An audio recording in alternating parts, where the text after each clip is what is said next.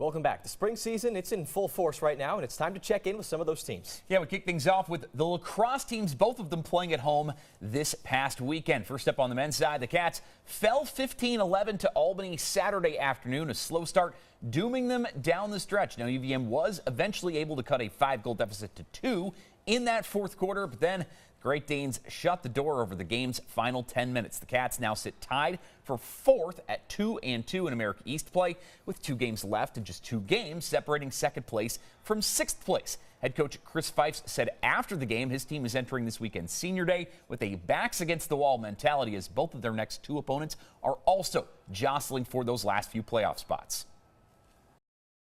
Yeah, it won't be hard to get their focus after this game. You know, that was a pretty tough loss, and honoring our seniors is really important to us, and playing on virtue is really important to us, which is why this loss stings so bad. So we'll have a great week of practice. We'll be ready to go. As I said, it's back into wall mentality, and every game's a must-win at this point. And I think that's the best motivator that you could ask for.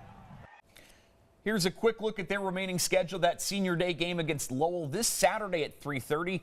Next Saturday, they will travel to Binghamton. That game slated to start at noon. Major playoff implications in both. Only 4 teams will make the America East tournament.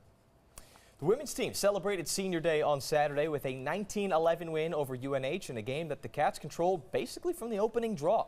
UVM moved to 1-3 in conference play and a game behind UAlbany for the final playoff spot, with games against second-place Bryant and UMBC left on their schedule. Megan O'Connor set a new career-high 6 goals on the afternoon, and she said after the contest she felt a bit of a confidence boost trickle throughout the team as they just kept pouring in goal after goal.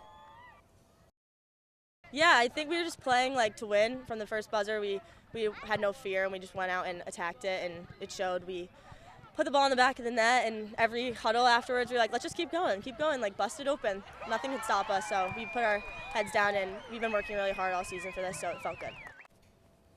2 more games for the women's team as well. The final home game against Bryant this Saturday begins at noon, and then the Cats will hit the road to face UMBC on the 26th at 11 a.m. Both those opponents currently 3-1 in conference play.